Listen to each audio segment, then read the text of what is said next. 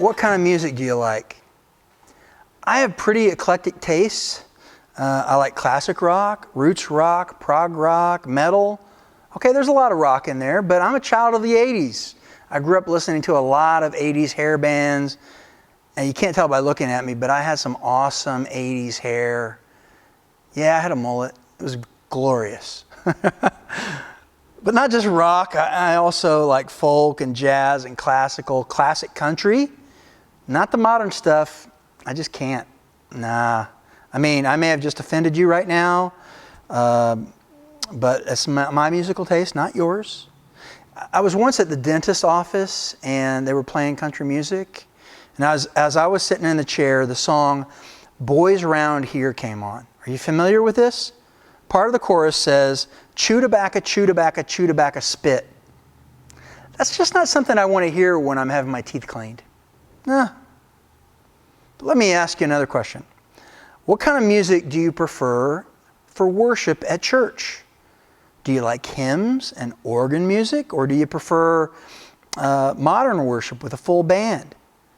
Do you like stained glass in your worship space? Or would you prefer smoke machines and laser shows? You know, when I started following Jesus in the 90s, the American church was struggling with something called the worship wars. Churches were splitting over changing musical styles. I didn't get it. It was sad. I still don't get it. I mean, I get that people have preferences, but which musical style does God like best? You think you know? To me, it's like arguing over which pickup truck would deliver the gravel, haul the gravel better, the Ford or the Chevy. What differences does it make as long as we get the gravel moved, right? Years ago now, my family was part of a church. We were there about 9 years. It was a great group of people. Both of our kids were born during that time, and our music rocked. We had 2 worship leaders who had been in touring bands. They were really solid musicians. We had one of our guitar players, incredibly talented. He's since then made a name for himself selling boutique guitar pedals. Yeah, we had 2 great drummers. My wife Mary and I sang on the worship team, and we had a blast. For our little church of we had a few more than 100, but not many more. We were stacked musically. Now, sometime after that, we were part of a different church, very different church. And the church had a lot going for it. It had a very talented Bible teacher and lead pastor, and their approach to missions was fantastic. I mean, they didn't just preach the gospel to people in foreign lands. They didn't just meet their spiritual needs, they met their physical needs. And they would adopt a community in Nicaragua and just transform the lives and the opportunities for all the people living there. Created work for them and identity, and it was fantastic. Now, the problem was the music. It was Comparing it to the other church, the music was lame. I mean, it was. So which church do you suppose I learned the most about worship from? Do you think it was the awesome music church or the lame music church? Well, it was the lame music church. It was. Because it made me ask myself the question, what is authentic worship? Now, I'm not saying that it changed my preferences. I still like better music, right? But is my being happy the purpose of worship? I discovered authentic worship is not me pleasing me. It's about pleasing God. You know, Jesus talked about authentic worship in John chapter 4.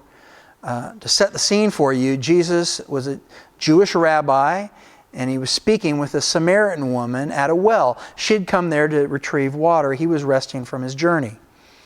Now, the Jewish people from Judah and the Samaritan people from Samaria did not like each other. Even though they were related, they were all descendant from Abraham, the original Jew.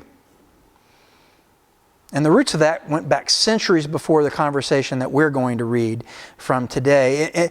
You see, originally in the Old Testament, God established the nation of Israel as one united kingdom.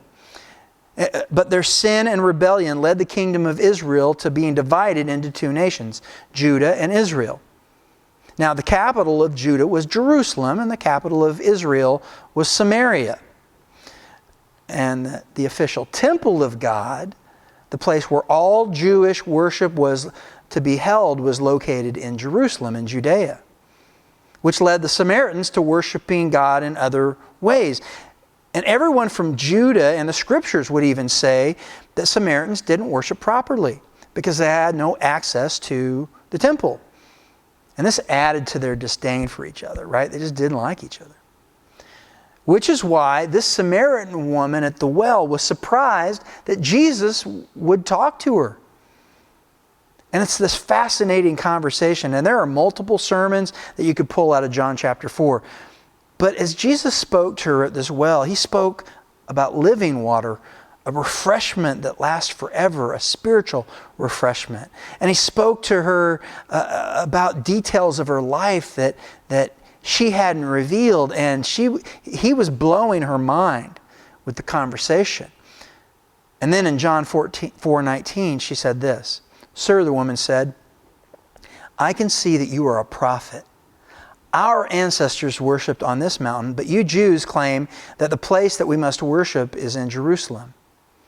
"Woman," Jesus replied, "believe me, a time is coming when you will worship the Father neither on this mountain nor in Jerusalem. You Samaritans worship what you do not know. We worship what we do know, for salvation is from the Jews. Yet a time is coming and has now come when true worshipers will worship the Father in the Spirit and in truth. For they are the kind of worshipers the Father seeks. God is Spirit, and His worshipers must worship in the Spirit and in truth. A time is coming and has now come. That's what Jesus said. Prior to Jesus, authentic worship relied on the temple in Jerusalem. And this was the place for offerings and sacrifices. You see, worship was a ritual, something that you physically did, and how you physically did it mattered. But upon the arrival of Jesus, it changed. Worship switched from being routine rituals to being something completely detached from a geographical location, something that required zero ritual.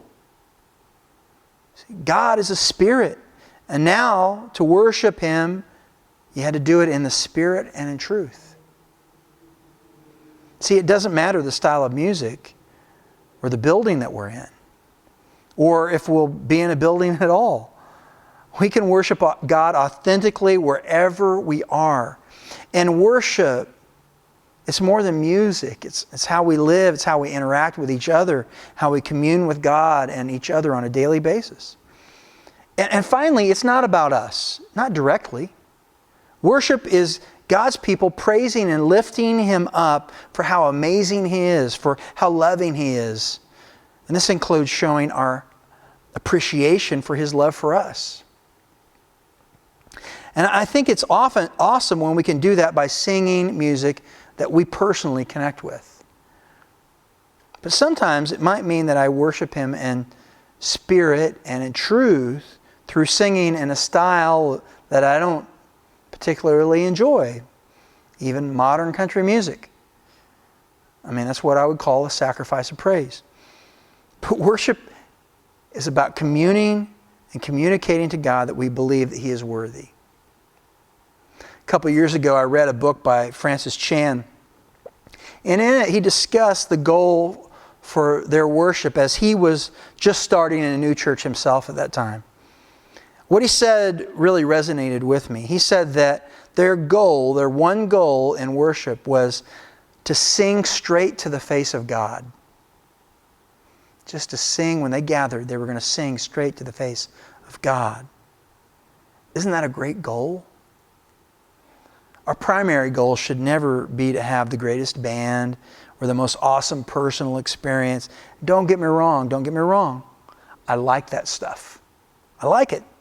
But that stuff does not guarantee that our worship will be authentic.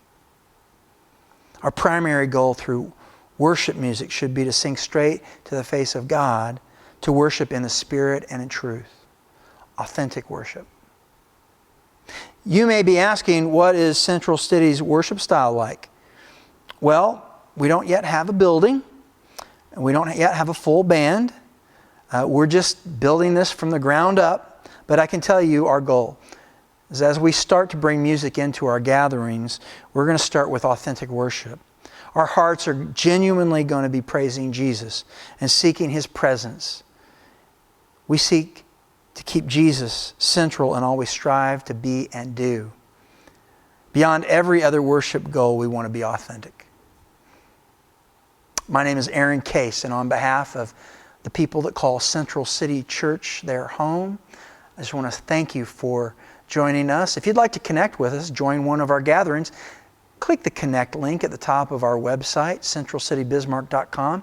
We'd love for you to join us in one of our gatherings and worship with us. Thanks, and God bless you.